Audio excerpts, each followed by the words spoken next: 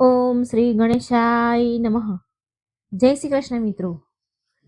વક્રતુંડ મહાકાય સૂર્યકોટિ સમપ્રભમ નિર્વિઘ્નમ કુરુ મે દેવમ સર્વકાર્યેષુ સર્વદા. જય શ્રી ગણેશ. મિત્રો, આજે આપણે ગણેશ પુરાણ સાંભળીશું. ગણેશ પુરાણમાં વર્ણિત ભગવાન ગણેશની કથા, મહિમા સર્વ કંઈ આપણે આ વિડીયોમાં સાંભળીશું. ગણેશજીની કથાઓ, વાર્તાઓ મંગળવાર છે, બુધવાર છે, ગણેશ ચોથ છે, આ દિવસે સાંભળવાનો ખૂબ જ મહિમા છે. તો મિત્રો, તમને વિનંતી છે, પૂરા અંત સુધી આ વિડીયોને સાંભળજો અને વિડીયો સારો લાગે તો લાઈક કરજો, શેર કરજો અને આ ચેનલને સબસ્ક્રાઈબ જરૂર કરી દેજો અને આ ભક્તિની યાત્રામાં અમારા સાથે જોડાજો. કમેન્ટ બોક્સમાં ભગવાનનું નામ એકવાર ભક્તિથી, શ્રદ્ધાથી જરૂર લખજો. જય શ્રી ગણેશ. આપણે આજે ગણેશ પુરાણની કથા, અત્યંત દુર્લભ, પવિત્ર, દુઃખનાશક, પાપનાશક શ્રી ગણેશ કથા સાંભળીશું. તો મિત્રો, શ્રી ગણેશજીના આશીર્વાદ મેળવવા માટે આ વિડીયોને પૂરા અંત સુધી સાંભળજો. જ્યારે સૃષ્ટિના આદિકાળમાં પરમ બ્રહ્માજીએ તેમની અનંત શક્તિઓનો વિસ્તાર કર્યો, ત્યારે દેવોમાં એક અદ્વિતીય દેવનું પ્રાગટ્ય થયું. એક એવા દેવ જે દરેક શુભ કાર્યની પ્રથમ સીડી બન્યા, જેના વિના કોઈ આરાધના પૂરી ન થાય. એ જ છે વિઘ્નહર્તા, મંગળ કરતા, જગતના પ્રથમ પૂજનીય શ્રી ગણેશ. ચારેય વેદ અને 18 મહાપુરાણની વિરાટ ધારામાં ગણેશ પુરાણનું સ્થાન સૌથી નિરાળું છે. આ પુરાણ માત્ર ગણપતિજીના મહિમાનું વર્ણન નથી, પરંતુ બ્રહ્માંડના ઊંડી પરોતોમાં છુપાયેલા એ રહસ્યોને ઉજાગર કરે છે, જે સાધારણ મનુષ્યની કલ્પના કરતા પણ ઉપર છે. અહીંથી જ આ જણાય છે કે તેમને કેમ વિઘ્નહર્તા, વિઘ્નનાયક કહેવામાં આવ્યા છે, કેવી રીતે એ બન્યા એકદંત, અને કેમ ગણેશ વિસર્જન માત્ર એક અનુષ્ઠાન નથી, પરંતુ આત્માના શુદ્ધિકરણનું આધ્યાત્મિક પ્રક્રિયા છે. આ ગ્રંથ તેમના જન્મથી લઈને તેમની અદ્ભુત લીલાનો અમૃત સાગર છે, જ્યાં દરેક કથા ભક્તિનો દીવો પ્રજ્વલિત કરે છે અને દરેક શબ્દ જ્ઞાનની ગંગા પ્રવાહિત કરે છે. કહેવાય છે કે ગણેશ પુરાણ સાંભળવા માત્રથી જીવનમાંથી દુઃખ, દરિદ્રતા દૂર થઈ જાય છે, ઘરમાં સુખ શાંતિનો વાસ થાય છે અને બુદ્ધિ સાથે સાથે ધન સમૃદ્ધિની પણ વૃદ્ધિ થાય છે. તો જોડાયેલા રહેજો આ પાવન કથા સાથે અંત સુધી. મિત્રો, ચેનલને જો તમે હજી સબસ્ક્રાઇબ નથી કરી તો કૃપા કરીને ચેનલ સબસ્ક્રાઇબ કરી કમેન્ટ બોક્સમાં જય શ્રી ગણેશ જરૂર લખો. શ્રી ગણેશ પ્રથમ પૂજનીય તો છે જ, પણ સાથે વિઘ્નેશ્વર પણ કહેવાય છે, કેમ કે શ્રી ગણેશ એમના ભક્તોના બધા જ કષ્ટ દૂર કરી દે છે. ગણેશ પુરાણના શ્રી ગણેશથી જોડાયેલ બધી જ વાત બતાવે છે કે ગણેશ પુરાણની ઉત્પત્તિ વિશે જાણતા પહેલા મહર્ષિ ભૃગુ દ્વારા રાજા સોમકાંતને ગણેશ પુરાણ સંભળાવ્યા વિશે જાણી લેવું જોઈએ. એક કથા છે ખૂબ રોચક. રાજા સોમકાંત સૌરાષ્ટ્રની રાજધાની દેવનગરના રાજા હતા. એ રાજા વેદો, શાસ્ત્ર વિદ્યા, શસ્ત્ર વિદ્યા વગેરે જ્ઞાનથી સંપન્ન હતા. તેણે તેના પરાક્રમના બળ પર અનેક દેશો પર વિજય મેળવી હતી. તેણે તેની પ્રજાનું પાલન પુત્રની જેમ કર્યું હતું. તેની પત્ની સુધર્મા પતિવ્રત ધર્મનું પાલન કરવા વાળી હતી અને સુંદર ગુણવાન પણ હતી. રાજા પણ પતિવ્રત ધર્મનું પાલન કરવા વાળો હતો. અતિ ઉત્તમ પુરુષ હતા.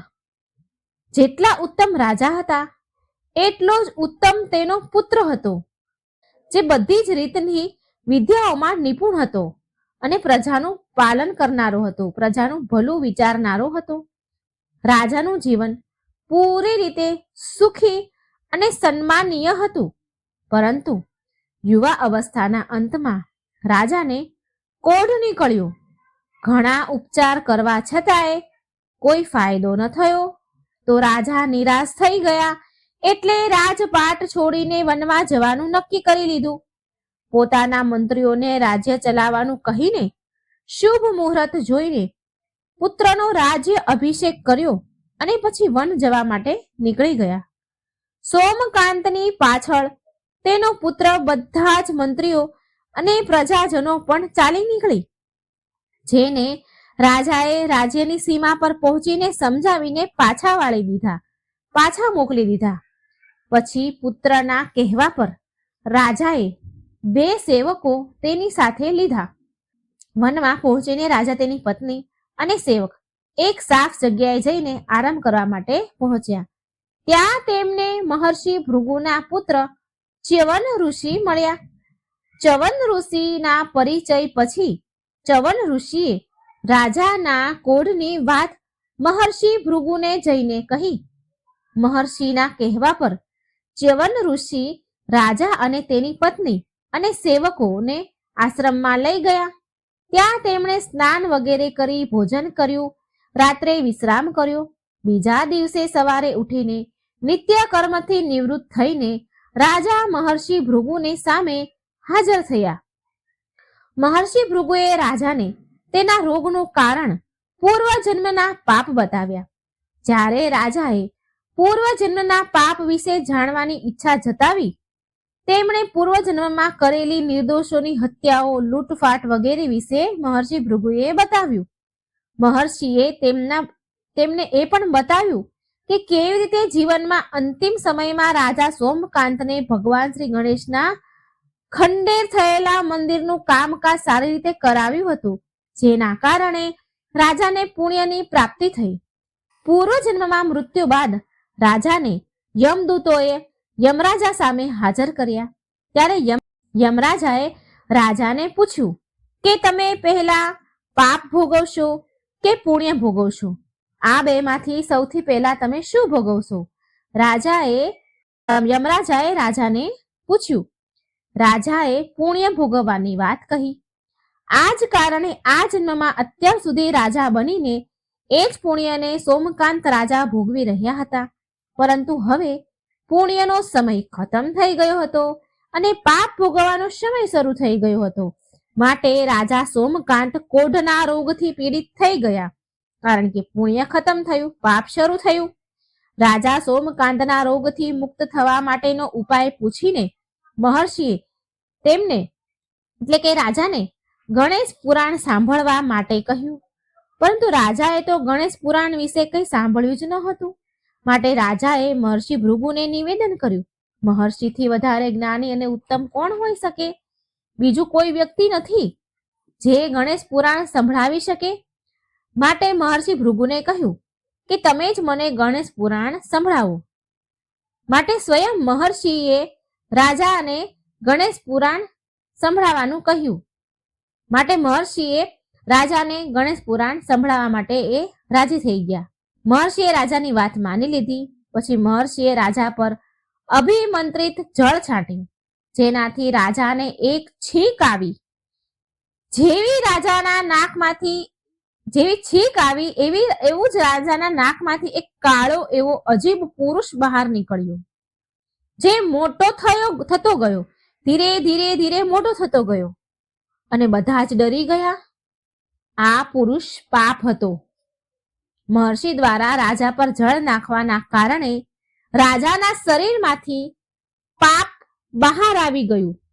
મહર્ષિના કહેવા પર પાપ એની ભૂખ શાંત કરવા માટે નજીક એક સ્થિત આંબાનું વૃક્ષ હતું, એની પાસે ગયો અને ત્યાં જેવી એ કેરી ખાવા માટે ગયો, એ આંબાને અડ્યો તો આખું એ ઝાડ બળીને ભસ્મ થઈ ગયું.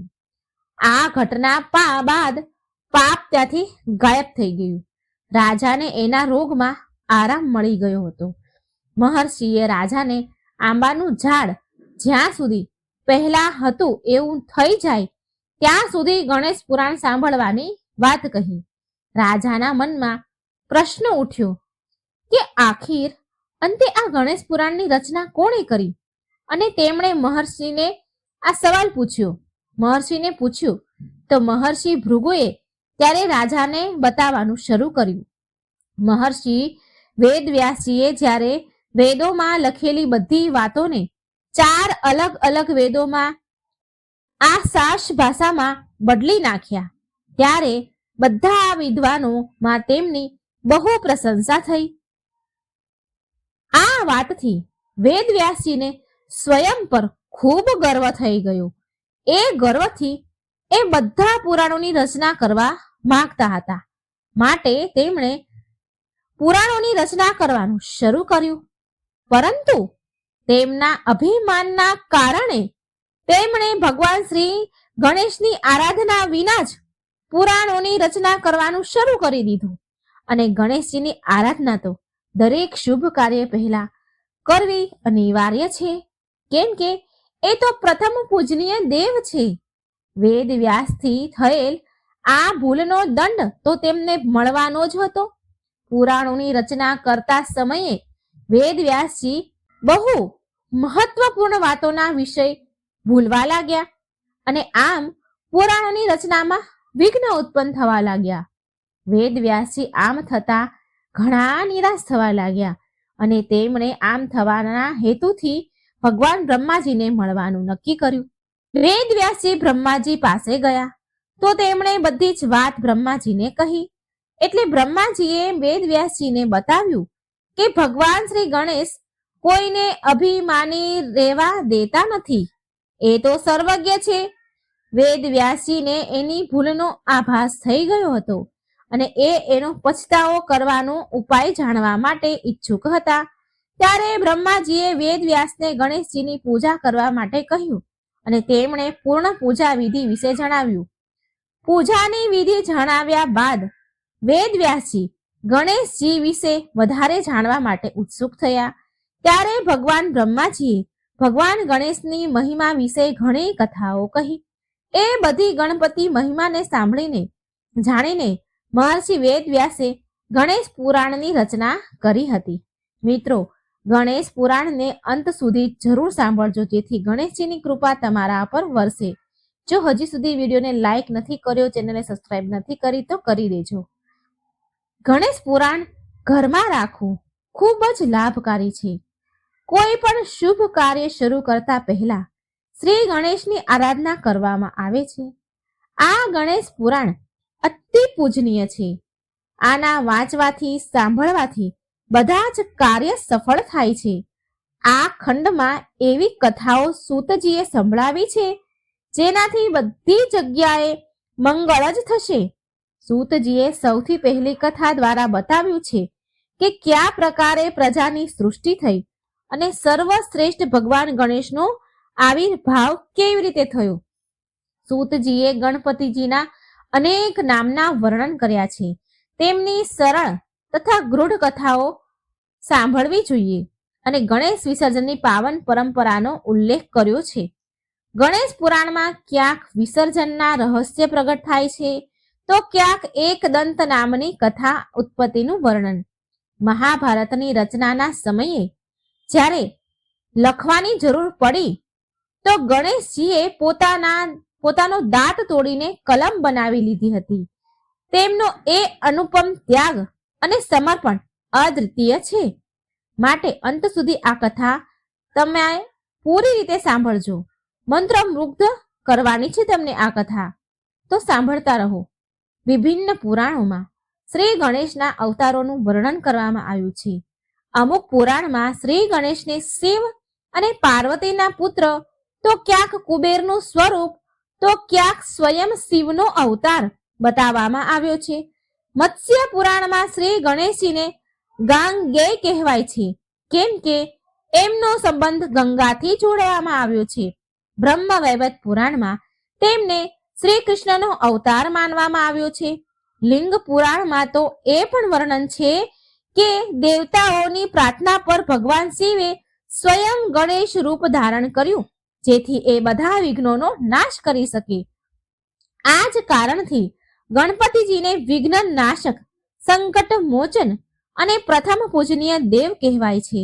ભગવાન ગણેશના સહસ્ત્ર નામ છે. એકદંત, લંબોદર, ગજાનન, વિનાયક, ગણપતિ આદિ 108 નામ છે. સગુણ ઉપાસનામાં જે પ્રકારે નિરાકાર બ્રહ્મ અનેક રૂપમાં અવતરિત થયા છે આવી જ રીતે એમનું એક રૂપ ગજાનંદ પણ છે. ગણપતિજી ગણેશ રૂપમાં પાર્વતી અને શિવપુત્ર છે. સમસ્ત દેવો દ્વારા એમને અગ્રણ્ય પદ પણ પ્રતિષ્ઠિત કરવામાં આવ્યા છે. વેદો, પુરાણોને ઉપનિષદોમાં અને સમસ્ત ગ્રંથોમાં ગણેશ મહિમા વર્ણન કરવામાં આવી છે. આપણા સનાતન હિન્દુ ધર્મના સમસ્ત કાર્યના આરંભમાં શ્રી ગણેશનું સ્મરણ, નમન, સ્તવન અને પૂજન આદિનું વિધાન છે. માટે કોઈ પણ કાર્યનો શુભ આરંભ શ્રી ગણેશના નામથી કરવામાં આવે છે. ગણપતિ અર્થ શિષ્યના અનુસાર તો ગણેશજીને સર્વ દેવમય વર્ણિત કરતા કહેવામાં આવ્યું છે કે બ્રહ્મા, વિષ્ણુ, શિવ, ઇન્દ્ર, અગ્નિ, વાયુ, સૂર્ય, ચંદ્ર છે. તેમાં સ્વયં બ્રહ્મ, ભુવસ્વ અને પ્રણવ છે. વાસ્તવમાં શ્રી ગણેશ બ્રહ્મા, વિષ્ણુ, શિવ વગેરે દેવોમાં કોઈ ભેદ નથી. સૃષ્ટિના આરંભમાં આસુરી શક્તિઓ દ્વારા જે વિઘ્ન, બાધાઓ ઉત્પન્ન કરવામાં આવે છે તેના નિવારણ માટે સ્વયં ગણપતિ રૂપ બનાવીને બ્રહ્માજીના સૃષ્ટિના કાર્યમાં સહાયક હોય છે. ઋગ્વેદ, યજુર્વેદમાં જે ગણાત્યા વગેરે મંત્રોમાં ગણપતિ કાસુનો સ્પષ્ટ ઉલ્લેખ છે. બીજી બાજુ બ્રહ્મા, વિષ્ણુ આદિ ગણોના અધિપતિ ગણનાયક જ પરમાત્મા કહેવામાં આવ્યા છે. ચાલો હવે આપણે એ જાણીએ કે ભગવાન ગણેશ કેવી રીતે બન્યા પ્રથમ પૂજનીય. આની પાછળની બે કથાઓ જોડાયેલી છે. પહેલી કથામાં બતાવવામાં આવ્યું છે કે એમને એ વરદાન એમના માતા પિતા ભગવાન શિવ અને પાર્વતીથી પ્રાપ્ત થયું. ગણપતિજીએ તેમના માતૃ પિતૃ ભક્તિ અને સેવા એમને જ પોતાનું સર્વસ્વ માનીને પરિક્રમાની ભક્તિ અને સેવા જોઈને ગણપતિને પ્રથમ પૂજનીય થવાનું વરદાન દીધું. બ્રહ્માજી જ્યારે દેવતાઓમાં કોણ પ્રથમ પૂજનીય બનશે આનો નિર્ણય કરવા જાય છે ત્યારે એ નિર્ણય કરવામાં આવ્યો કે જે પૃથ્વીની પરિક્રમા સૌથી પહેલા કરશે એ જ સૌથી પહેલા પૂજનીય માનવામાં આવશે. ગણેશજીનું સૌથી નાનો મૃષક ઉંદરનું એનું વાહન છે. એ કેવી રીતે સૌથી આગળ દોડે? પણ એ હતા બુદ્ધિના મહાન દેવતા. તેમણે યુક્તિ નીકાળી અને પોતાના માતા પિતા ભગવાન શંકર અને માતા પાર્વતીની પરિક્રમા કરવા લાગ્યા. એમના માટે એમના માતા પિતા જ બધું હતા. તેમણે તેના માતા પિતાની સાત પરિક્રમા કરી લીધી. શિવજીનું હૃદય આ જોઈને ગદગદ થઈ ગયું અને આકાશમાંથી ફૂલોની વર્ષા થવા લાગી. ભગવાન ગણેશ બીજા દેવતાઓથી પહેલા પહોંચ્યા. શ્રી ગણેશની બુદ્ધિ કૌશલ્ય જોઈને ભગવાન બ્રહ્માજીએ પ્રથમ પૂજ્ય બનાવ્યા ગણેશજીને. શિવ પુરાણમાં કહેવામાં આવ્યું છે કે જે પુત્ર તેમના માતા પિતાની પૂજા કરી એમની પરિક્રમા કરે છે તેને પૃથ્વીની પરિક્રમા સમાન ફળ પ્રાપ્ત થાય છે. જે માતા પિતાને ઘરે છોડીને તીર્થયાત્રા પર જાય છે એ એવું ગંભીર પાપ કરે છે જેને માતા પિતાના વધ સમાન માનવામાં આવ્યું છે. કેમ કે પુત્ર માટે માતા પિતાના ચરણ જ મહાન તીર્થ છે. અન્ય તીર્થ તો દૂર જઈને મળે છે. ધર્મ સાધન રૂપ આ તીર્થ તો સદાય પાસે જ સુલભ છે. પુત્ર માટે માતા પિતા અને સ્ત્રી માટે તેનો પતિ જ ઘરમાં વિદ્યમાન છે. બીજી કથા છે. એકવાર કૈલાસ પર્વત પર માતા પાર્વતી એમના મહેલમાં સ્નાન કરવાની તૈયારી કરી રહ્યા હતા. ચારેય બાજુ દેવદારના ઝાડોથી લહેરાતી ઠંડી હવા, હિમાલયની પવિત્ર શાંતિ અને મહેલની અંદર દિવ્ય સુગંધનું વાતાવરણ હતું. માતાએ વિચાર્યું કે સ્નાન કરતા સમયે કોઈ અંદર ન આવી શકે. શિવજી ક્યારે પણ આવી જાય છે. આજે હું ઈચ્છું છું કે મારા સ્નાનની ગોપનીયતા બની રહે. આમ વિચારીને તેમને શરીર પર લગાવવામાં આવતું ઉપટન લગાવ્યું, ઘસ્યું. એ ઉપટન હળદર, ચંદન અને કેટલીય સુગંધિત ઔષધિઓથી બન્યું હતું. જ્યારે માતા પાર્વતીએ એમના શરીર પરથી આ ઉપટન લેપ ઉતાર્યો તો માતા પાર્વતીએ એમની હથેળીઓ મસળી અને ભેગું કર્યું અને તેમાં એમના શ્વાસ અને શક્તિ ફૂંકી દીધી અને એ ઉપટનમાંથી તેજસ્વી બાળક પ્રગટ થયું. તેની મોટી મોટી આંખો, સ્નેહભર્યો ચહેરો, બંને અંગ પરથી પ્રગટતી દિવ્ય આભા નીકળી રહી હતી. માતા પાર્વતીએ પ્રસન્ન થઈને કહ્યું, વત્સ, તું મારો પુત્ર છે. આજથી તું મારો દ્વારપાળ હશે. જ્યાં સુધી હું સ્નાન કરું ત્યાં સુધી કોઈ અંદર ન આવે, ભલે એ કોઈ કેમ ન હોય. બાળકે વિનમ્ર થઈને માતાના ચરણ સ્પર્શ કર્યા અને એના કર્તવ્ય પર અડગ થઈ ગયા. આ બાજુ ભગવાન શિવ મહેલમાં અચાનક જ પાછા આવ્યા. જેવા એ દ્વાર પર પહોંચ્યા તેમણે જોયું કે એક અપરિચિત બાળક માર્ગ રોકીને ઊભો છે. શિવજીએ હસતા હસતા કહ્યું કે બેટા, હટી જા, હું મારા મહેલમાં જઈ રહ્યો છું. પણ એ બાળકે દ્રઢતાથી કહ્યું કે આ માતાનો આદેશ છે કે જ્યાં સુધી માતા સ્નાન કરી રહ્યા છે ત્યાં સુધી કોઈ અંદર નહીં જઈ શકે. શિવજી પહેલા તો હસ્યા, પણ પછી ગંભીર થઈ ગયા. તેમણે વિચાર્યું કે આ કોણ બાળક છે જેણે મારો માર્ગ રોક્યો? આ તો મારું અપમાન છે. તેમણે ફરી કહ્યું કે હું આ ઘરનો સ્વામી છું, મને કોણ રોકી શકે છે? બાળક બોલ્યો, સ્વામી, તમે કોઈ પણ હોય, પણ માતાનો આદેશ છે. માતાનો આદેશ સૌથી ઉપર છે. જ્યાં સુધી માતા સ્વયં ન કહે ત્યાં સુધી હું દ્વાર નહીં ખોલું. શિવજીનું ત્રીજું નેત્ર ક્રોધથી લાલ થઈ ગયું. તેમણે તેના ગણોને આદેશ આપ્યો. ગણોએ કોશિશ કરી, પણ આશ્ચર્ય, એ નાનું એવું બાળક અસાધારણ શક્તિથી યુક્ત હતું. તેણે એકલાએ બધા ગણોને પરાજિત કરી દીધા. હવે તો શિવજીનો ક્રોધ વધારે વધી ગયો. તેમણે ત્રિશૂળ ઉઠાવ્યું અને પ્રચંડ સ્વરમાં ગરજ્યા. જોત જોતામાં એક જ વારમાં બાળકનું માથું તેના ધડથી અલગ કરી દીધું. બાળક ત્યાં જ જમીન પર બેભાન થઈને મૂર્છિત થઈને પડી ગયો. જ્યારે માતા પાર્વતી બહાર આવ્યા અને તેના પ્રિય પુત્રને નિર્જીવ શરીર જોયું જમીન પર પડેલું, તો તેમનું હૃદય ફાટી પડ્યું. તેમને હૃદયમાંથી ચીસ પડી. માતા વિલાપ કરવા લાગ્યા, હે મહાદેવ, તમે આ શું કર્યું? આ મારો પુત્ર હતો, મારા પ્રાણોથી પણ વધારે હતો. તમે એનું જીવન છીનવી લીધું. માતાનું હૃદય એટલું પ્રચંડ ફાટ્યું, માતાનું રુદન એટલું પ્રચંડ હતું કે ત્રણેય લોક કંપી ઉઠ્યું. તેમનો ક્રોધ અને શોક મળીને એવું રૂપ લેવા લાગ્યો કે દેવતાઓને પણ ડર લાગવા લાગ્યો. મા પાર્વતીએ પ્રતિજ્ઞા કરી, જો મારા પુત્રને જીવન નહીં મળે તો મારી પૂરી શક્તિથી પૂરા બ્રહ્માંડનો વિનાશ કરી દઈશ. દેવતા, ઋષિઓ અને સ્વયં બ્રહ્મા વિષ્ણુ પણ ચિંતામાં પડી ગયા. બધાએ ભગવાન શિવને વિનંતી કરી કે તે પાર્વતીના ક્રોધને શાંત કરે અને એ બાળકને ફરી જીવતો કરે. એટલે ભગવાન શિવે એમના ગણોને કીધું કે ઉત્તર દિશામાં જે પણ પ્રથમ જીવ મળી જાય તેનું માથું લાવો. ગણ દોડ્યા અને સંયોગથી એમને એક હાથીનું બાળક મળ્યું. એ તેનું માથું લાવ્યા. શિવજીએ એ હાથીના માથાને બાળકના ધડ પર માથું લગાવી દીધું અને એમની દિવ્ય વરદાનથી તેમાં પ્રાણ ફૂંકી દીધા. ક્ષણભરમાં બાળક જીવતું થયું. હવે તેનું રૂપ અલગ હતું. તેનું માથું હાથીનું હતું અને શરીર માનવનું. માતા પાર્વતી દોડ્યા અને તેના પુત્રને ગળે લગાવી લીધો. તેમની આંખોમાં ખુશીના આંસુ આવી ગયા. ભગવાન શિવે પ્રસન્ન થઈને ઘોષણા કરી કે આજથી આ બાળક સમસ્ત દેવતાઓમાં અગ્રણીય હશે. આ બાળકને બધા ગણોના ઈશ્વર કહેવાશે અને તેનું નામ હશે ગણેશ. જે પણ કોઈ કાર્ય આરંભ કરતા પહેલા ગણેશની પૂજા કરશે તેનું કાર્ય વિઘ્ન વિના પૂરું થશે. દેવતાઓએ ફૂલોનો વરસાદ વરસાવ્યો. ચારે બાજુ મંગળ ધ્વનિ ગુંજી ઉઠી અને સંપૂર્ણ બ્રહ્માંડમાં દેવતાઓએ વિઘ્ન હરતા ગણેશનું સ્વાગત કર્યું. આવો હવે સાંભળીએ એ દિવ્ય કથા જેને સાંભળી તમારું હૃદય આનંદ અને ભક્તિથી ભરાઈ જશે. કહેવાય છે કે જ્યારે વેદ વ્યાસજીએ મહાભારત જેવા મહાન ગ્રંથની રચના કરી તો એમને એક એવા લેખકની જરૂર પડી કે જે બુદ્ધિમાન પણ હોય અને શક્તિથી પરિપૂર્ણ પણ હોય.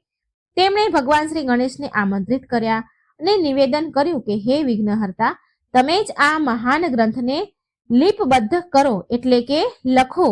ગણપતિજીએ સહર્ષ સ્વીકાર કર્યું, પણ તેમણે એક શરત મૂકી, વેદવ્યાસજી, તમે વચન બોલવામાં રોકાશો નહીં. જો તમે રોકાશો તો હું લખવાનું બંધ કરી દઈશ. વેદવ્યાસજીએ પણ ઉત્તર આપ્યો, ગણેશજી, તમે પણ મારા શબ્દનો અર્થ સમજીને લખજો. આ પ્રકારે દિવ્ય કાર્ય આરંભ થયું. જ્યારે લખતા લખતા કલમ તૂટી ગઈ તો ગણેશજીએ કોઈ વિલંબ કર્યા વિના, વાટ જોયા વિના તેમનો એક દાંત તોડીને કલમ બનાવી લીધી અને મહાભારતને લખવાનું શરૂ કર્યું. આ જ કારણથી એમને એક દંત કહેવામાં આવ્યા. હવે ગણેશ વિસર્જનનો પ્રસંગ સાંભળીએ. કહેવાય છે કે જ્યારે ગણેશજી એક જ ધારા લગાતાર મહાભારત લખતા રહ્યા તો તેમના શરીરમાંથી તાપ, ઉષ્મા, ગરમી ઉત્પન્ન થવા લાગી. તેમનું સમર્પણ એટલું પ્રગટ હતું કે એ લખતા લખતા થાક, તરસ અને ગરમીની અગ્નિમાં તપી ઉઠ્યા. આ જોઈ મહર્ષિ વેદવ્યાસીએ વિચાર્યું કે મારા શબ્દ સહજ છે, પણ ગણેશજી આને દિવ્ય સંકલ્પથી લખી રહ્યા છે. તેમનું શરીર તાપમાં બળી રહ્યું છે. ત્યારે વેદવ્યાસીએ તેમને શીતળતા પ્રદાન કરવા માટે સ્નાન કરાવ્યું. ગણપતિજીનું આ સ્નાન માત્ર શારીરિક શાંતિ જ નહીં પણ આધ્યાત્મિક મહત્વ પણ છે. આ ઘટનાને લઈ આ પરંપરા પ્રચલિત થઈ. જેમ વેદવ્યાસીએ ગણપતિજીને સ્નાન કરાવ્યું એમ જ આજે પણ ગણેશજીના ઉત્સવના અંતમાં ગણપતિ બાપાની મૂર્તિને જળમાં વિસર્જન કરવામાં આવે છે તથા એમના આશીર્વાદ મળે છે. શ્રી ગણેશજીની બીજી કથા કહે છે કે એકવાર કુબેરદેવને તેમના અપાર ધન વૈભવ ઉપર અત્યંત ગર્વ થઈ ગયો હતો. તેમણે વિચાર્યું કે ત્રણેય લોકમાં મારાથી વધારે ધનવાન કોઈ નથી. કેમ ન હું એક ભવ્ય મહાભોજનું આયોજન કરીને બધાને પોતાના વૈભવનો પરિચય આપું, મારા વૈભવનો પરિચય આપું. આ નિર્ણય કરીને એક વિશાળ ભોજનનું આયોજન કર્યું. સોના અને રત્ન જડિત થાળીઓમાં વ્યંજન પકવાન સજાવવામાં આવ્યા. સુગંધથી આખું નગર મહેકી ઉઠ્યું. કુબેરદેવે બધા દેવોને આમંત્રણ આપ્યું. એ સ્વયં કૈલાસ પર્વત પર પહોંચ્યા અને ભગવાન શિવ અને માતા પાર્વતીને પરિવાર સહિત જમવાનું નિમંત્રણ આપ્યું. ભોળાનાથ તો બધું જાણનારા હતા. એ હસીને બોલ્યા કે હે કુબેરદેવ, અમે ભોજન જમવા નહીં આવી શકીએ, પરંતુ અમારો પુત્ર ગણેશ જરૂર આવશે. કુબેર આ સાંભળીને બહુ પ્રસન્ન થઈ ગયા. એ વિચારવા લાગ્યા કે આ તો નાનો એવો બાળક છે, આ શું ખાવાનો? બધા મારા વૈભવની પ્રશંસા કરશે. મહાભોજનો દિવસ આવ્યો. દેવ, દાનવ, ગંધર્વ, અપ્સરાઓ બધા પેટ ભરીને ભોજન કર્યું અને કુબેર દેવના ગુણ ગાવા લાગ્યા. અંતમાં શ્રી ગણેશજી પધાર્યા. પછી લંબોદર શ્રી ગણેશજીને બેસાડીને કુબેરદેવે સ્વયં ભોજન પીરસવા લાગ્યા. શ્રી ગણેશજીએ પહેલા કોળિયા લીધો, પછી બીજો, ત્રીજો અને જોત જોતામાં તો બધી આખી થાળી જે હતી ભોજન પીરસેલી બધી ખાઈ ગયા. કુબેરદેવે નવા નવા પકવાન મંગાવ્યા, પરંતુ ગણેશજી ખાતા જ ગયા, ખાતા જ જાય છે, ખાતા જ જાય છે. જે ભંડાર દેવતાઓની સેનાઓનું પણ પોષણ કરી શકતા હતા, જે ભંડાર દેવતાની સેનાનું પણ પોષણ કરી શકે એમ હતી, એ હવે ક્ષણભરમાં ખાલી થઈ ગઈ. ગણેશજીનું પેટ તો છતાંય ન ભરાયું, તો ભોજનશાળામાંથી ઊભા થઈને મહેલ તરફ આગળ વધ્યા અને ત્યાં મૂકેલા અનાજ, ફળ, મીઠાઈ, અહીં સુધી કે વાસણ પણ ખાવા લાગ્યા શ્રી ગણેશ. કુબેરજી તો ભયભીત થઈ ગયા. કુબેરદેવ તો ડરવા લાગ્યા. તેમનો ઘમંડ ચૂર ચૂર થઈ ગયો. હવે તેને સમજાઈ ગયું કે અપાર ધન પણ શ્રી ગણેશજીની ભૂખ સામે તુચ્છ છે. કુબેરદેવ ધ્રુજતા ધ્રુજતા ગણપતિજીના ચરણોમાં પડી ગયા અને બોલ્યા, હે વિઘ્નહર્તા, મેં પોતાના ધન પર ઘમંડ કર્યો છે, માટે ક્ષમા કરો પ્રભુ. શ્રી ગણેશે પ્રસન્ન થયા અને એમની લીલા સમાપ્ત કરી અને કહ્યું, કુબેરદેવ, ધન માત્ર પ્રદર્શન માટે નહીં પણ લોક કલ્યાણ માટે છે. ઘમંડથી સંપત્તિ નષ્ટ થાય છે અને વિનમ્રતાથી એ કલ્યાણકારી રહે છે. કુબેરદેવે માથું ઝુકાવીને આ શિક્ષા સ્વીકાર કરી અને ફરી વિનમ્રતાનો માર્ગ અપનાવ્યો. ત્રીજી કથા કહે છે કે ગણેશ પુરાણમાં વર્ણન છે કે એક સમયે ભગવાન ગણેશના વિવાહનો વિષય ચર્ચાનું કારણ બની ગયું. ગણેશજી અત્યંત વિદ્વાન, બુદ્ધિ અને સિદ્ધિના દેવતા તો હતા જ, પરંતુ તેમનું ગજમુખ રૂપ વિવાહના માર્ગમાં એક મોટી બાધા બની ગયું. બહુ બધી દેવ કન્યાઓ ગણેશજીના આ અદ્ભુત રૂપ જોઈને સન્માન તો કરતી હતી, પરંતુ વિવાહનો પ્રસ્તાવ સ્વીકાર કરવાથી અચકાતી હતી. ગણપતિજી આ વાતથી મનમાં ને મનમાં બહુ દુઃખી થવા લાગ્યા. જ્યારે તેમને કોઈ વિવાહ પ્રસંગમાં આમંત્રણ કરવામાં આવતું તો તેમના મનનો આ ઘા વધારે ઊંડો થઈ જતો. એ વિચારતા કે હું બધાના મંગળ કામના કરું છું, બધા માટે શુભતા લાવું છું, પણ સ્વયંના જીવનમાં જીવન સંગીનીનો અભાવ કેમ? આ પીડા એમનું વાહન મૃષક એટલે કે ઉંદરથી જોવાતું નહોતું. ભગવાન ગણેશની આ પીડા એ ઉંદરથી મૃષકથી જોવાતી ન હતી. એ વિચારવા લાગ્યું કે જો મારા સ્વામી પ્રસન્ન નથી તો હું કોઈના વિવાહ સુખપૂર્વક સંપન્ન નહીં થવા દઉં. આ પ્રકારે જ્યારે જ્યારે લગ્ન થતા તો મૃષક ત્યાં પહોંચીને અનર્થ કરવા લાગતું. એ મંડપના લાકડા કોતરી નાખે, ત્યાંની સજાવટ નષ્ટ કરી દે, ભોજનની સામગ્રી પણ કોતરીને વ્યર્થ કરી દે. ધીરે ધીરે પૂરા લોકમાં ચર્ચા થવા લાગી કે જ્યાં ગણેશ અને તેનું મૃષકને આમંત્રિત કરવામાં આવશે ત્યાં વિવાહનું કાર્ય સરળતાથી પૂરું નહીં થાય. ગણેશજીએ તેમના મનનું દુઃખ માતા પાર્વતી અને ભગવાન શિવ સામે પ્રગટ કર્યું.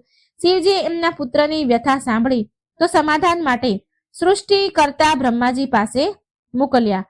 ગણેશજી બ્રહ્માજીની સામે પહોંચ્યા અને કહ્યું કે હે પિતામહ, મારા વિવાહ નથી થઈ રહ્યા. મારો મૃષક પણ અધીર થઈને બધાના વિવાહ બગાડે છે. કૃપા કરી એનો કોઈ ઉપાય કહો. બ્રહ્માજી હસ્યા. તેમણે શ્રી ગણેશ તો સિદ્ધિ અને બુદ્ધિના અધિપતિ તો છે, છતાં વિવાહના માર્ગમાં અવરોધ છે. ત્યારે બ્રહ્માજીએ વિચાર્યું, તેમની દિવ્ય શક્તિથી બે દેવકન્યાને દેવંગાનાને પ્રગટ કરી. સિદ્ધિ અને બુદ્ધિ આ બંને કન્યાઓ ગુણમાં સુંદરતા અને પતિવ્રત ધર્મથી સંપન્ન હતી. બ્રહ્માજીએ કહ્યું ગણેશજીને, આ બંને કન્યાઓ તમારા માટે ઉત્તમ જીવન સંગીની છે. જો તમે આની સાથે વિવાહ કરશો તો તમારું જીવન તો પૂરી રીતે પૂર્ણ હશે, પરંતુ સૃષ્ટિ પણ એના ગુણોથી લાભવંતી બનશે, શુભ બનશે. ગણેશજીએ બ્રહ્માજીનો આદેશ સ્વીકાર કર્યો અને સિદ્ધિ તથા બુદ્ધિ સાથે તેમના વિવાહ થયા. વિવાહનું આ શુભ કાર્ય હર્ષ અને ઉલ્લાસની સાથે સંપન્ન થયું. દેવતાઓએ આનંદપૂર્વક આશીર્વાદ આપ્યા. કહેવાય છે કે આ જ વિવાહથી ગણેશજીને 2 પુત્ર થયા, શુભ અને લાભ.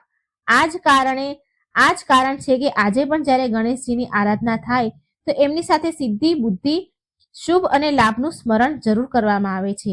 આ પ્રકારે જ્યાં ગણેશજીનું વાહન ઉંદર વિવાહોમાં બાધા નાખતું હતું, ત્યાં હવે ગણપતિજીના લગ્નનો આ પ્રસંગ બધા માટે પ્રેરણાદાયક બની ગયો. આ કથા આપણને બતાવે છે કે શ્રી ગણેશ માત્ર વિઘ્નહર્તા જ નહીં પણ વિવાહ અને ગૃહસ્થ જીવનના પણ મંગળ કરતા છે. ચોથી કથા આપણને જણાવે છે દિવાળીના પાવન પર્વની. ચોથી કથા દિવાળીના પાવન પર્વ પર માતા લક્ષ્મી અને ભગવાન ગણેશની સંયુક્ત પૂજાનું વિશેષ મહત્વ છે. લક્ષ્મીજીને ધન સમૃદ્ધિની દેવી માનવામાં આવે છે અને શ્રી ગણેશને બુદ્ધિ તથા વિવેકના દેવતા માનવામાં આવે છે. માન્યતા છે કે માત્ર ધન પ્રાપ્તિ કરી લેવાથી જીવન સુખમય નથી બનતું. તેમનો સાચો ઉપયોગ કરવા માટે સારી બુદ્ધિ હોવી અત્યંત જરૂરી છે. આ જ કારણે દિવાળીની રાતે લક્ષ્મીજી અને ગણપતિજીની એક સાથે આરાધનાની પરંપરા પ્રચલિત છે. આના પાછળની કથા આ પ્રમાણે છે. પ્રાચીન સમયમાં એક વૈરાગી સાધુ ધન અને સન્માનની તીવ્ર આકાંક્ષા રાખતા હતા. તેમણે દિવસ રાત માતા લક્ષ્મીની કઠોર સાધના આરંભ કરી દીધી. સાધનાથી પ્રસન્ન થઈને લક્ષ્મીજીએ તેને અપાર ધન, પદ અને સન્માન પ્રદાન કર્યું. ધીરે ધીરે એ સાધુ એટલા પ્રભાવશાળી બની ગયા કે તેનો આદર કરવા લાગ્યા. તે પોતાના ઉપર ખૂબ જ ગર્વ કરવા લાગ્યા. પરંતુ ધન અને સન્માન મળવા બાદ તેમની અંદર ઘમંડ ભરાઈ ગયો. એક દિવસ તેને રાજાના દરબારમાં જઈને બધા સામે રાજાનો મુંગટ તેમના માથા પરથી નીચે પાડી દીધો. દરબારમાં તો હાહાકાર મચી ગયો, કારણ કે રાજાના માથા ઉપરથી મુંગટ પાડવો એટલે શું કહેવાય.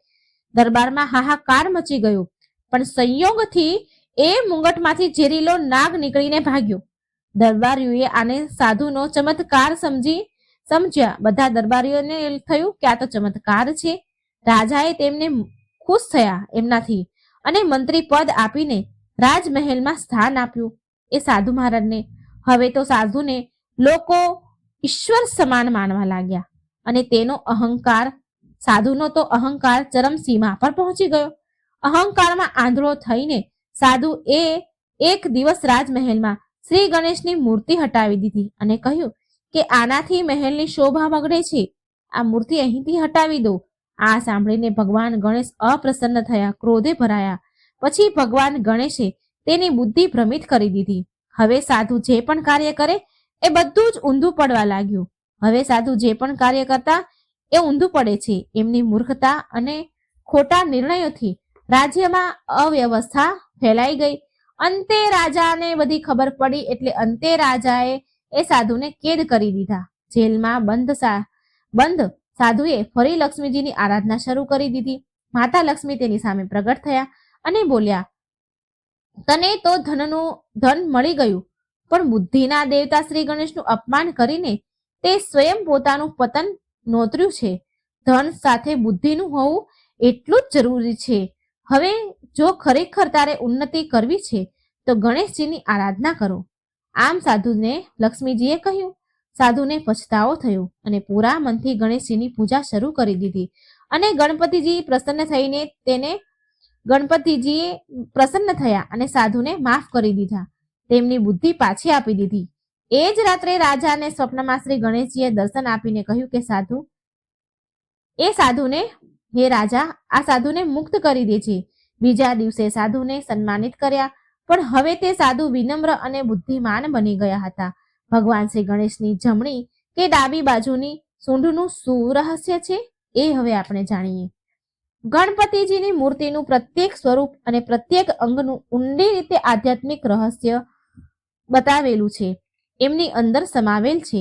શાસ્ત્રોમાં માત્ર આ એક ભક્તિનો વિષય નથી, પરંતુ જ્ઞાન અને જીવન દર્શનનો પાઠ પણ છે. મૂર્તિના સૂંઢની દિશા હોય કે તેમના અંગોનું સ્વરૂપ, હર એકમાં ઊંડી શિક્ષા છુપાયેલી છે. સૌથી પહેલા સૂંઢની દિશાનું મહત્વ સમજવામાં આવે છે. જો ગણપતિજીની સૂંઢ જમણી બાજુ વળેલી હોય તો આવી મૂર્તિને દક્ષિણાભિમુખી કે જમણી સૂંઢ વાળા ગણપતિ કહે છે. દક્ષિણ દિશા યમલોકથી અને જમણી નાડી સૂર્ય નાડી કે પિંગળાથી જોડાયેલી માનવામાં આવે છે. આ ઉર્જા તેજસ્વીતા અને સક્રિયતાનું પ્રતીક છે. માટે જમણી સૂંઢવાળા ગણપતિને જાગૃત સ્વરૂપ કહેવામાં આવે છે. પૂજા સામાન્ય નથી હોતી આ રૂપની, પરંતુ વિશેષ કર્મકાંડ અને શાસ્ત્રીય નિયમોના પાલનથી કરવામાં આવે છે. આ સ્વરૂપની સ્થાપના અને પૂજા કરતા સમયે શુદ્ધતા વિધિ વિધાનનું પાલન અનિવાર્ય હોય છે. બીજું કહીએ તો બીજી બાજુ જો ગણપતિની સૂંઢ ડાબી બાજુ વળેલી હોય તો તેને વામુખી ગણપતિ કહે છે.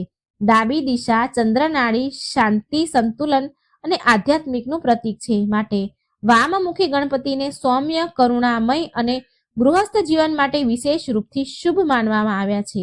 આ રૂપની પૂજા સરળ રીતથી કરવામાં આવે છે. આ રૂપની પૂજા ગણેશજી જલ્દી પ્રસન્ન થઈ જાય છે અને ભક્તની નાની નાની ભક્તિ સ્વીકાર કરી લે છે. આ જ કારણ છે કે મોટા ભાગના ઘરોમાં વામુખી ગણપતિની સ્થાપના કરવામાં આવે છે. અને હવે જો ગણપતિજીના અંગોમાં દ્રષ્ટિ નાખીએ તો તેમાં ઊંડો સંદેશ સમાયેલો છે. ગણપતિજીનું મોટું માથું એ શીખવાડે છે કે આપણે આપણા વિચાર અને દ્રષ્ટિને મોટા રાખવા જોઈએ. મોટા મસ્તિષ્કનો અર્થ છે ઊંડું જ્ઞાન અને નેતૃત્વની ક્ષમતા. નાની આંખો એ શિક્ષા આપે છે કે દરેક કાર્યમાં ઊંડાણથી જોવું જોઈએ, સૂક્ષ્મતાથી ઝીણવટપૂર્વક નિરીક્ષણ કરવું જોઈએ અને સમજી વિચારીને નિર્ણય લેવા જોઈએ. સુપડા જેવા મોટા કાન એ વાતનો સંકેત આપે છે કે વ્યક્તિને બધાની જ વાત સાંભળવી જોઈએ, પરંતુ એ જ વાત સ્વીકારવી જોઈએ જે હિતકારી હોય. જેવી રીતે સુપડું સારું અનાજ અલગ કરી દે છે અને કચરો કાકરા બહાર ફેંકી દે છે, તેમજ આપણે સારી ખોટી વાતને ઓળખતા શીખવું જોઈએ. ગણપતિની સૂંઢ નિરંતર ગતિ અને સક્રિયતાનું પ્રતીક છે. આ આપણને શીખવાડે છે કે જીવનમાં હંમેશા સક્રિય રહેવું જોઈએ, કેમ કે નિષ્ક્રિયતા દુઃખ અને અભાવ લાવે છે. સૂંઢની દિશાનું મહત્વ પણ ખાસ છે. જમણી બાજુની સૂંઢ સુખ, સમૃદ્ધિ અને શક્તિનું પ્રતીક છે. જો કે ડાબી બાજુ વળેલી સૂંઢ શાંતિ અને આધ્યાત્મિકનું પ્રતીક માનવામાં આવે છે. મોટું ઉદર એટલે કે પેટ, લંબોદર રૂપ આપણને એ શિક્ષા આપે છે કે જીવનમાં જે પણ બાધા આવે તેને ધીરજપૂર્વક પચાવવું જોઈએ. સારું ખોટું બધું સહન કરીને સંતુલિત નિર્ણય લેવો એ સફળતા અને ખુશાલીનું રહસ્ય છે. એક દંત સ્વરૂપ પણ પ્રેરણાદાયક છે. જ્યારે પરશુરામ સાથે યુદ્ધમાં દાંત તૂટી ગયો તો તેમણે એ દંતને લેખન બનાવી લીધું અને મહાભારત જેવા વિશાળ ગ્રંથ લખ્યો. આનાથી એ શિક્ષા મળે છે કે પરિસ્થિતિ ચાહે ગમે તેવી કેમ ન હોય તેનો સદ ઉપયોગ કરવો જોઈએ. ગણેશ પુરાણમાં કહેવાયું છે કે ભગવાન ગણેશનો જન્મ ભાદરવા માસની શુક્લ પક્ષની ચતુર્થીએ થયો હતો અને ત્યારથી આ દિવસને ગણેશ ચતુર્થીના રૂપમાં મનાવવામાં આવે છે. ગણપતિજીને વેદોમાં બ્રહ્મા, વિષ્ણુ, શિવ સમાન આદિદેવ કહેવામાં આવ્યા છે અને આ જ કારણ છે કે ત્રિદેવ પણ તેમની પૂજા કરે છે. પ્રથમ પૂજ્ય વિઘ્નહર્તા અને મંગળ મૂર્તિ ગણપતિ વાસ્તવમાં જ્ઞાન, વિવેક અને જીવન દર્શનના જીવંત પાઠશાળા છે. ગણેશ સ્ત્રોત અને ગણપતિજીની પૂજા માત્ર ધાર્મિક અનુષ્ઠાન જ નથી, પણ જીવનને સુખ અને શાંતિ, સમૃદ્ધિથી ભરવાનું સશક્ત માધ્યમ છે. નારદ પુરાણમાં વર્ણિત શ્રી ગણેશ સ્ત્રોતમ અથવા સંકટનાશક ગણપતિ સ્ત્રોતમ ભગવાન ગણેશના એ શ્રેષ્ઠ ઉપદેશોમાંથી એક છે, જેનો નિત્ય પાઠ કરવાથી જીવનની કઠણાઈઓ, તકલીફો દૂર થાય છે અને સાધકના જીવનમાં નવો ઉત્સાહ, ઉર્જા અને સૌભાગ્યનો સંચાર થાય છે. વિશેષ રૂપથી પ્રાતઃકાળમાં સ્નાન કરી શુદ્ધ મનથી આ સ્ત્રોતનો જાપ કરવાથી પરિવારમાં સ્વાસ્થ્ય, ધન, બુદ્ધિ, વૃદ્ધિ અને સમૃદ્ધિનો વાસ થાય છે. શાસ્ત્રો અનુસાર અઠવાડિયામાં 7 દિવસમાં બુધવારનો દિવસ ભગવાન ગણેશને સમર્પિત છે. માન્યતા એવી છે કે જ્યારે કૈલાસ પર્વત પર માતા પાર્વતીએ તેમના પાર્થિવ શરીરથી ભગવાન ગણેશની ઉત્પત્તિ કરી હતી, તો એ સમયે બુધ દેવ પણ ત્યાં હાજર હતા. ત્યારથી બુધવારને શ્રી ગણેશનો વિશેષ દિવસ માનવામાં આવે છે. આ દિવસે શ્રી ગણેશની પૂજા કરવાથી વ્યક્તિની બાધાઓ દૂર થાય છે, ઘર પરિવારમાં સુખ શાંતિનો વાસ થાય છે અને ધન ધાન્યમાં વૃદ્ધિ થાય છે. આટલું જ નહીં, પણ બુધ ગ્રહ જ્યોતિષમાં વિવેક વાણીનો કારક માનવામાં આવે છે અને ગણપતિજીની પૂજા કરવાથી જો કોઈ વ્યક્તિની કુંડળીમાં બુધ ગ્રહ અશુભ પ્રભાવ આપી રહ્યો છે તો એ સંતુષ્ટ થઈ જાય છે. ગણપતિજીની પૂજાથી મળનારા લાભ ભગવાન ગણેશ વિઘ્નહર્તા અને મંગલ મૂર્તિ છે. તેમની આરાધનાથી બધી મનોકામના પૂરી થાય છે. વિશેષ કરીને એ લોકો જેનો બુધ ગ્રહ નબળો છે તેના માટે ગણેશજીની પૂજા અત્યંત ફળદાયી છે. નિયમિત રૂપથી ગણપતિજીની ઉપાસના કરવાથી ઘરમાં કલેશ સમાપ્ત થાય છે, પરિવારમાં સુખ સમૃદ્ધિ આવે છે, કાર્યમાં સફળતા પ્રાપ્ત થાય છે અને જીવનમાં સૌભાગ્યનો ઉદય થાય છે. પૂજાની વિધિ અને વિધાન બુધવારના દિવસે ગણપતિજીની પૂજા કરવા માટે શાસ્ત્રમાં અમુક નિયમો બતાવવામાં આવ્યા છે. ભગવાન ગણેશને બુંદીના લાડુનો ભોગ લગાવવો જોઈએ. આ એમનો પ્રિય પ્રસાદ માનવામાં આવે છે. પૂજામાં દુર્વા 3 પાનવાળા હોવા જોઈએ, અનિવાર્ય છે, કેમ કે આ ગણેશજીને અત્યંત પ્રિય છે. ગોળ અને ગાયનું ઘી ચડાવીને પછી એ ગાયને ખવડાવવું એ અત્યંત પુણ્યશાળી બતાવવામાં આવ્યું છે. ગણપતિજીને લાલ સિંદૂર અર્પણ કરવું જોઈએ, કેમ કે લાલ રંગ ઉર્જા, શક્તિ અને મંગળનું પ્રતીક છે. જો ઘરમાં વારંવાર કલેશ, કકળાટ થતો હોય તો ઘરમાં ગણપતિજીની મૂર્તિ સ્થાપિત કરવી જોઈએ અને તેમને સફેદ મોદકનો ભોગ અર્પણ કરવો જોઈએ. આનાથી ઘરમાં શાંતિ વધે છે. ગણેશજીના મંત્ર ગણપતિજીની પૂજાના સમયે તેમના મહામંત્રનો જાપ જરૂર કરવો જોઈએ. આ મંત્ર સાધકના મનને સ્થિર કરે છે અને તેમના જીવનમાંથી વિઘ્ન બાધાઓનો નાશ કરી દે છે. ગણપતિજીનો વિઘ્ન વિનાશક મહામંત્ર છે વક્રતુંડ મહાકાય સૂર્યકોટિ સમપ્રભમ નિર્વિઘ્નમ કુરુ મે દેવમ સર્વકાર્યેષુ સર્વદા. આ મંત્રના જાપથી દરેક શુભ કાર્યમાં આવનારી બાધા આપમેળે દૂર થઈ જાય છે અને સફળતા નિશ્ચિત રૂપથી પ્રાપ્ત થાય છે. ગજાનંદનો એકાક્ષર બીજ મંત્ર છે ઓમ ગંગ ગણપતિએ નમઃ. આ મંત્ર ગણપતિજીની કૃપા પ્રાપ્ત કરવા માટે સૌથી સરળ અને પ્રભાવશાળી મંત્ર છે. આ મંત્રના નિયમિત જાપથી મનુષ્યના જીવનમાંથી નકારાત્મકતા દૂર થાય છે અને આત્મવિશ્વાસ, સાહસ તથા વિવેકની વૃદ્ધિ થાય છે. પ્રાચીન કાળમાં ઋષિ અગસ્ત્ય એક મહાન ઋષિ અને જ્ઞાની હતા. એકવાર એમણે જોયું કે પૃથ્વી પર બધી જગ્યાએ પાણીનો અકાળ પડી ગયો છે અને લોકો તરસથી વ્યાકુળ છે. તો તેમણે આનું કારણ જાણવા માટે તેમની દિવ્ય દ્રષ્ટિનો ઉપયોગ કર્યો. તો તેમને ખબર પડી કે સમુદ્રના દેવતા ક્રોધે ભરાયા છે અને બધું જ પાણી તેની અંદર સમાવી લીધું છે, માટે સૃષ્ટિમાં અકાળ પડ્યો છે અને તેને છોડી નથી રહ્યા.